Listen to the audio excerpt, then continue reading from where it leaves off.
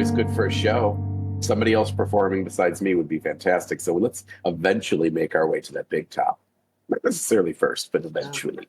Oh, I'm game. Well, yeah, sounds like a good time. When's the next show? As you take a look at the giant bulletin board outside of the tent, that the next show actually begins in about 5 minutes or so. Well, come on, guys, let's do it. Hey. All right, I'll put my book down. I'm Puts down. it back in the backpack. Alonza just hastily follows everybody else in. Everyone, make sure you take big steps. Why? Just to avoid poop. Oh, yeah. Can I sit by Alonza, by the way, when we get in there? Can I save my seat? I have to go to the bathroom one more time. I'll be right back. I'll catch up. I use my hammer as a seat placer, just like Thor's hammer, just leaving it there. I swear, we're going to make this hammer sentient at some point in this campaign. Oh my god, please! Listen, I don't care what nobody says. The sentient hammer from Love and Thunder for it getting jealous was the most hilarious nonverbal communication to me ever. It was great. And it's just the slow turns. Just, of course I love you, but oh my goodness. Yeah, so Show is running to the bathroom.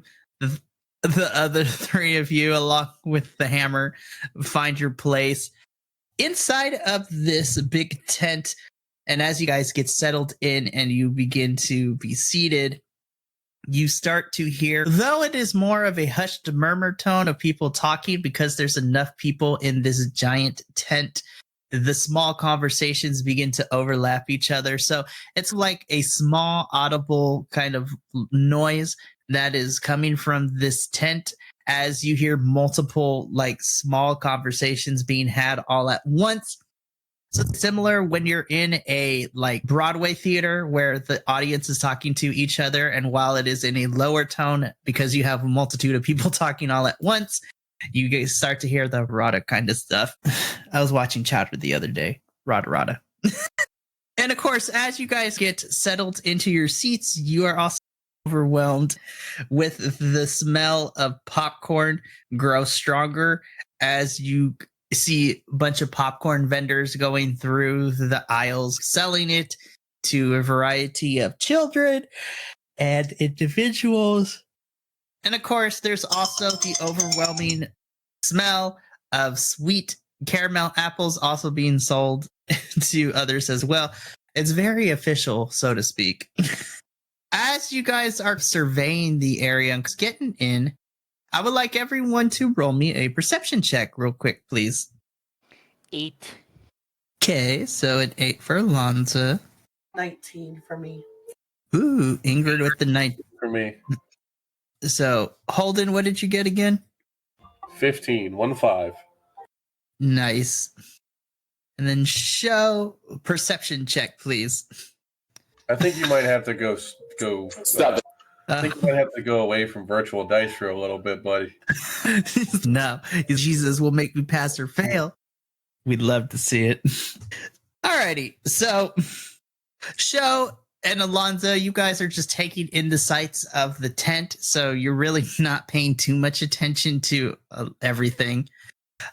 However, Holdon and Ingrid, as you two are looking around the tent, you notice towards the back of the stage area, for all and better intents purposes, where the acts come out before entering the giant central ring of the circus, that's standing by this entry and exit point to the backstage area, you see a large half-orc woman with a partially shaved head, folding her arms a little bit, just looking around a little bit, looking at the crowd, just looking very, basically, she looks like she's on duty. She's looking at anything and everything.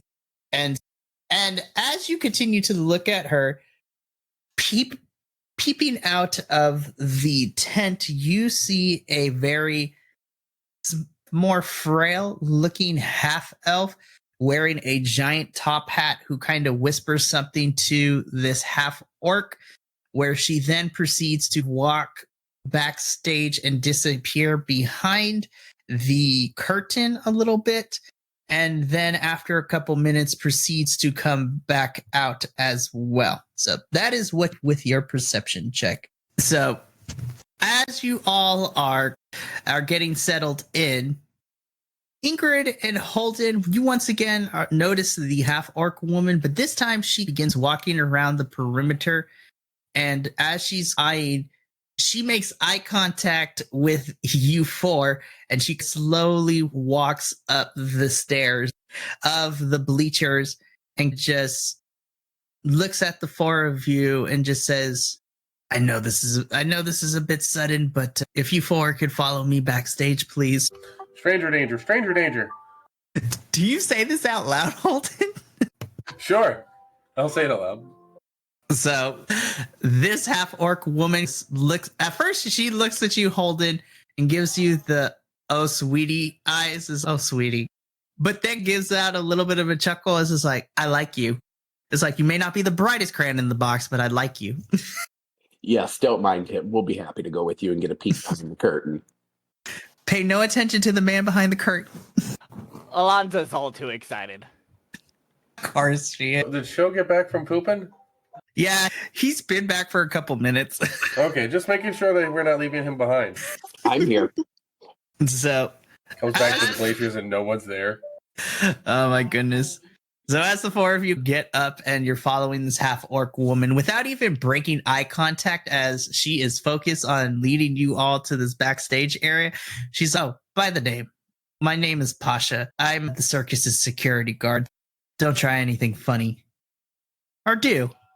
Unless you're a clown, don't try any funny business.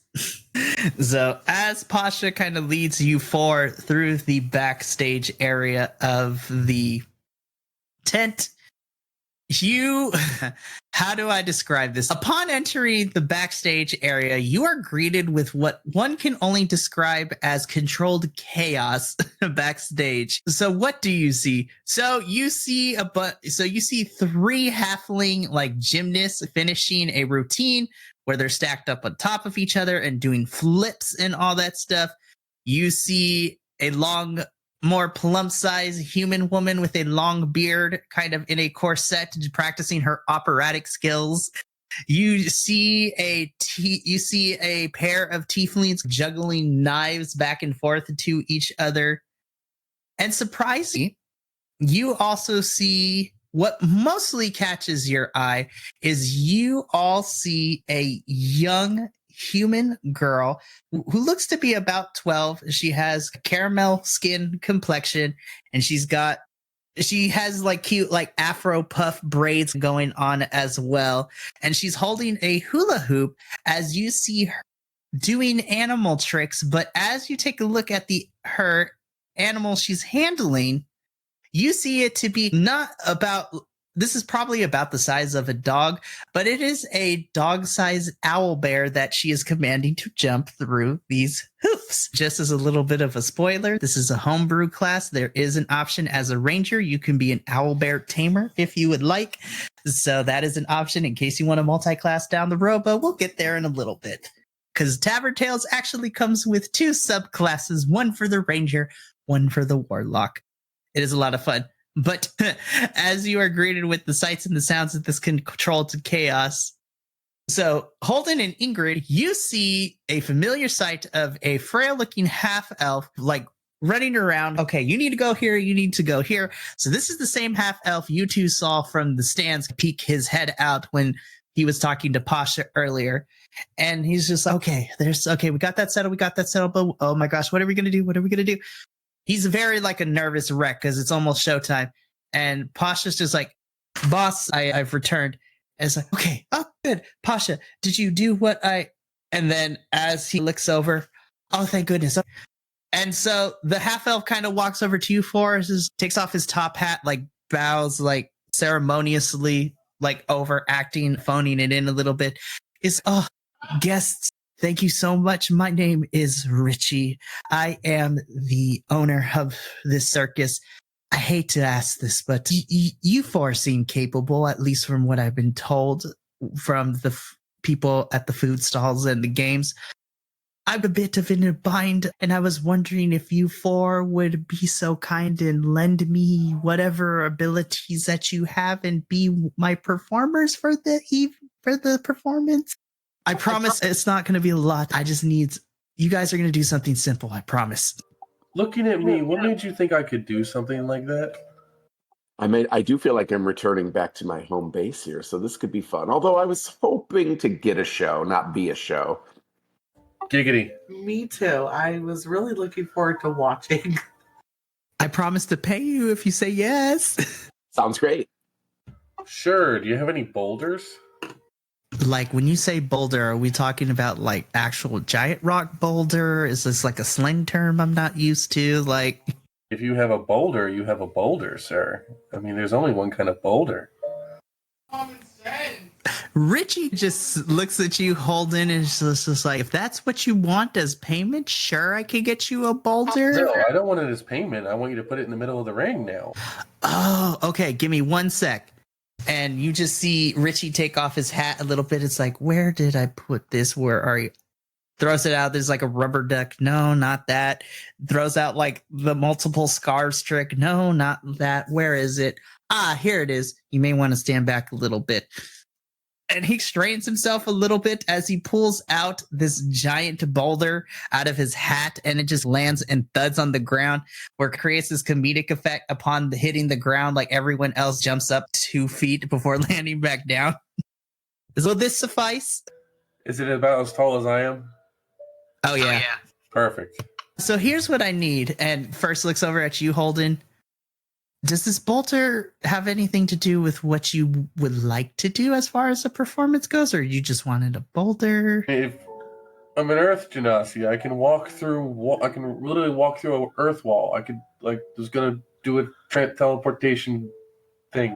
Oh, okay. Now that makes total sense now that you've explained it to me. Okay. Do you have a bouncy ball? I mean, what color? And just like give like Just one. Just one. I don't care. Just one. let's see what comes out. Turns the hat over to shake it out a little bit, and out comes like a yellow ball. Perfect. I can make do with this. Okay, so it seems we got that covered.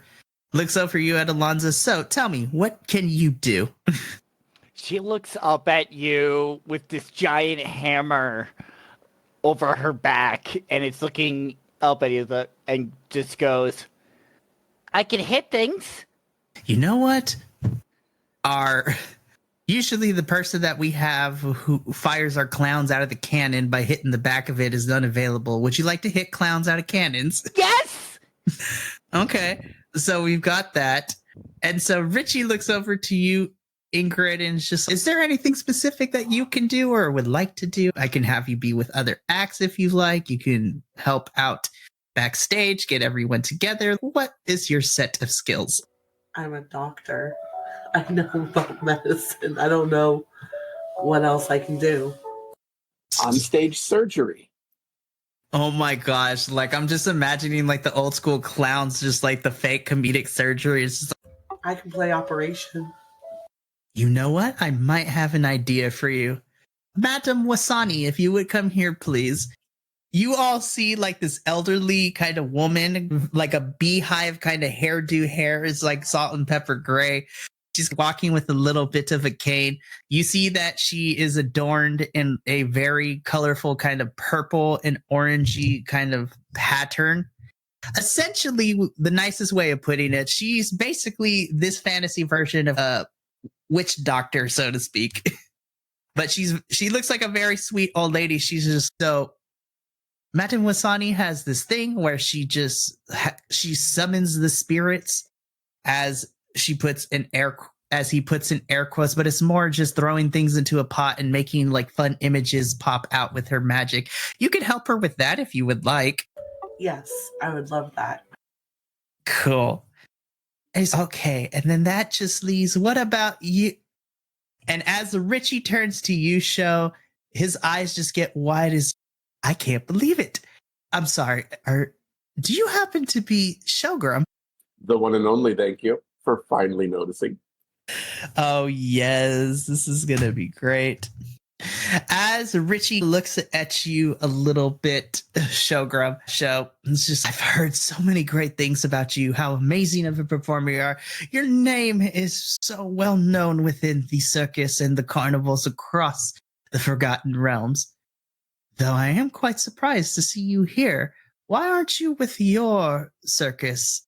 Buy me a drink or four later, and maybe we can talk a little bit more deeply about that. It's a sad, long story. Fair enough, and I'm going to hold you to that. But I can't believe I actually have a show here. And you can see Richie is just like fanboying here. Oh, apologies. Show, is there anything specific you would like to do? Other than running the entire show, I'm more of a small show than a big show. More of the fortune telling, more of the storytelling. But throw me wherever you need me, and I promise I'll make it worth your while. How would you... Now, I know this is a big thing, but I'm cool with kind of just seeing and making sure everything's good back here, and pulls out from his hat another hat. How would you like to be tonight's MC? Is it even a question? And can I go to the bathroom before we start, though? Sure. Just go down the hall to the right. 5 minutes. I'll be right back. I got more of that mystery meat if you want some. So the show goes to the bathroom. The rest of you either begin practicing or begin to listen to the acts that you will be working with. So for my notes, so let me get this straight into my notes. So Holdon, you're going to do some sort of teleportation trick with the boulder and the ball? Okay, so have you ever seen the movie The Prestige? Yes. Okay, so you've seen the door trick, right? Oh, okay. So instead of, holding the door trick, with the door trick, it's basically he throws a bouncy ball and it bounces and he walks through the door and then it's 10 feet apart and, oh, look, he's on the other side of with space between it. He opens the other door and grabs the ball. So it's basically that, but instead of a door being the thing, it's a giant rock in between me and the so it'll basically be me merging with stone, going through the rock and catching the ball. Awesome. That's going to be awesome. Alrighty, so you're going to be doing that. Ingrid, you're going to help with the voodoo doctor part of the show by just helping throw in the right concoctions into the cauldron to make the things happen. Alonza, you get the awesome duty of hitting clowns and gymnasts out of cannons with your mallet. And then, of course, last but certainly not least, Show, you get to MC the whole thing. Alrighty, so here's how this is going to work. As the MC, Show, you are going to, so with your 3 compatriots that are here tonight, you are going to be holding MC down, so you're going to be the one to introduce them. And this is how it's going to work. So each of you guys, when it's your turn, you guys are going to roll me performance checks to see how well you do. Now, what I will say is if Casey, through his character, is able to MC it up really well, and I like it in between each act, I will award whoever is performing next an advantage on their performance roll. But it's going to come down to, yeah, Casey, I figured you're cool with it, but I'm going to have you roll with this. I'm gonna challenge you a little bit because I'm very interested to see how well you can be a thespian and perform your little heart out. He is a bard, right? Do my best, right? My character's a bard. Don't worry. Like, I'm not gonna be like, nah, that was horrible. You fail. But I think it's gonna be a lot of fun. So as everyone kind of gets into place, the lights inside the circus tent begin to go down. And like the stereotypical, you have one spotlight and then the second one and the third one kind of just like move in the circular pattern around the center of the stage before all 3 converge into the center spotlight. And you know what? Show, I'm going to let you have the floor, so it is all yours. Listen, far and near. You've come to see a show. and you'll see one here. For the very first time on the stage before you, me and my friends will perform for you. First up. Can I announce the first up? Yeah, so you get to choose who's going to go first. So we start off today with something going through the air. Everyone's favorite clowns go here and go there. My good friend Alonza, she fell off a bull, but watch her shoot him through the air and make you feel full. I love it. So, Alonza, you will be first up. You get advantage on your performance check. So, roll me performance, please, with advantage. All right. Performance with advantage. That'll be a 19. Oh, yes, that definitely is a success. Why don't you narrate what this act looks like with the clowns and the gymnasts? Ooh. As the clowns are all coming out, they're riding around on tricycles, they're making people laugh, things are getting set up in the background. And what you see before you are three, they look like targets, but below them are large baskets.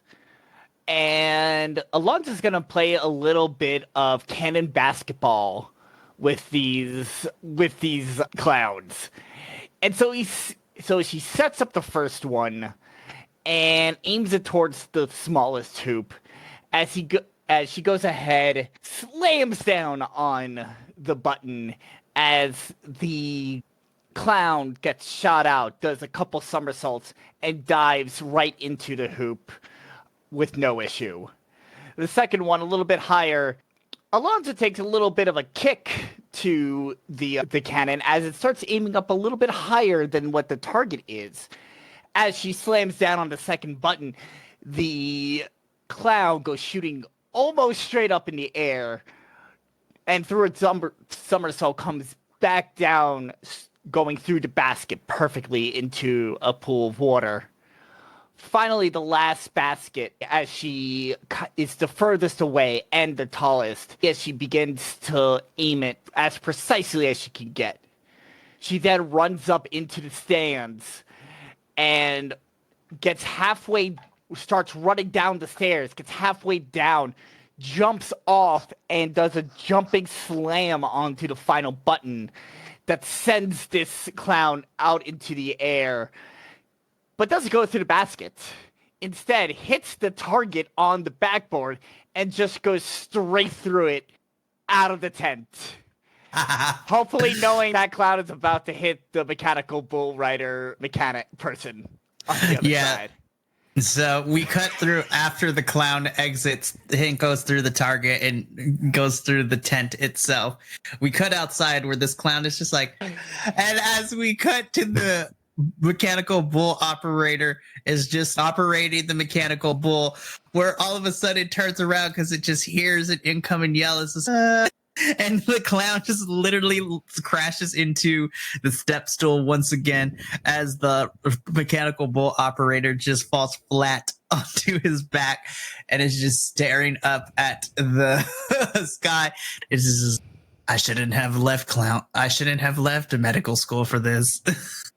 And as this happens, Alonza, and you finish, the crowd just ends up in an uproarious of an applause as they are just cheering for the magnificent feat of you just literally shooting clowns out of a cannon. And as you take your bow a little bit, the spotlights go from you back to the center stage. Show, take it away. Bubble, soup, and stew. Doctor's hands for witch's brew. Ingrid wouldn't eat my candy or even offer me a it's voodoo hoodoo for you do and you do. Ingrid. Yes, that gets advantage as well. Ingrid, roll me a performance with advantage, which means you roll twice. And you get to use the higher number of the two. 13. Okay, so that will be a success. So, Ingrid, you and our good old witch doctor find both of yourselves around this cauldron, and you are just next to what looks to be a bunch of different colored vials and beakers and all sorts, as you see our good old madam begin to move her arms a little bit and start to chant in some sort of language. And you begin to hand her the different potions and beakers as she is slowly throwing them in and conjuring this up. Ingrid, I'm going to give you a little bit of creative control. So what kinds of things come out of this cauldron when all the chemicals hit? What are some images that kind of puff up around the circus for the kind of floating over the audience? So what comes to my mind is like in Pocahontas, whenever they have like the animals come out of the smoke and stuff. So you see like birds. Bobcat, a bear. Yeah. See horses, stuff like that. Oh my gosh, that is awesome. So as this is happening, Ingrid, you and the madam look around the audience as these, not necessarily spectral, but these concoctions run around above the and near the audience. And Ingrid, you catch a lot of the younger children in the audience, their eyes just lighting up with all the animals. Like you see them reaching out to try to touch them as well. And after a couple of minutes of just all these animals running around, they begin to come to the center of the ring, and they all begin to run and start blending in with each other as the various colored clouds of these animals begin to form a non-lethal color cloud kind of cyclone and tornado. And as they begin to coalesce and the cloud begins to expand, it bursts into shimmering powder as it kind of rains particle dust of various colors that also, because of the spotlights, the light is glinting off of these particles and just creating like this rainbow effect. Like the same thing when you have a stained glass window and it's very bright outside, the sun peeking through the stained glass, making the colors shine. So all these particles with the mixture of the light just shine an iridescent kind of rainbow of colors across the tent. And you and Madam take your bows as the lights once again turn back to show. So well done. So show. Final round. Joe wanders casually over to this very large boulder that's sitting right at the middle and brushes it with his hand. He will not roll, but he will rock. But will he lift it with his hand? Holdon Dawwr is such a hero. Watch him own this boulder like it's zero. Yes. Advantage. Holdon, go ahead and roll me a performance check with advantage, please. I didn't trust the digital dice. That's an 8. Oh, buddy. Okay. Unfortunately, that does not meet the DC requirement to succeed, but I still want you to narrate. So, Holdon, why don't you narrate your trick, but then give me the complication of how it doesn't necessarily go as planned. Okay, so Holdon's just, I'm going to go through this boulder and catch this ball, and he throws the ball down and it starts bouncing across the ring, and he touches the boulder like, oh man, it won't let me in, and it just goes in. And at the rate as the ball's about to get to the other side of the boulder, you see his head pop out, a bit of his hand pop out, and then he just stuck. Oh my goodness. There's nothing to see here, people. There's nothing to see. Show's over. Get some cotton candy. It's great. As the clowns come in and push the boulder off to the side a little bit backstage, and you just yeah, exactly. So as the clowns push you and your boulder off stage, the show, you get to wrap this up. So why don't you give us our final epic monologue at the end of the show? We would like to thank all of the little people and the big people and the bigger people and the biggest people today for coming to our show. We are but a troupe of merrily travelers and would enjoy having as much cotton candy and fried rats as we can have, but it takes money to do that, and so leave your coin at the hat of the door, and we will bother you here no more. And as you take your bow, show, as well as the rest of y'all, minus Holdon because he's still stuck in the boulder at the moment. They wheel the boulder back out, so like he's still stuck in, but is trying to bow at the same time. Well, my arm's a little bit past now, and I can just do this. Yeah. Wave with my elbow, with a little bit past my elbow. Yes, I love it so much. And as you all take your bow, the audience, thankfully, even though Holden's trick didn't go as planned, they didn't know any better and they thought that it was just a comedy act, and so they got a kick out of it. But as all of you take a bow, the audience just erupts in a applause with people and creatures of all ages, races, creeds, whatever you want to call it. They are all up on their feet as they applaud the performance. And as you all are taking your bows, the confetti cannons from behind the stage begin to explode as confetti begins to fall from the sky, and the audience is just throwing tons of coins and money and all kinds of goodness into the ring. I will get you all that at the end.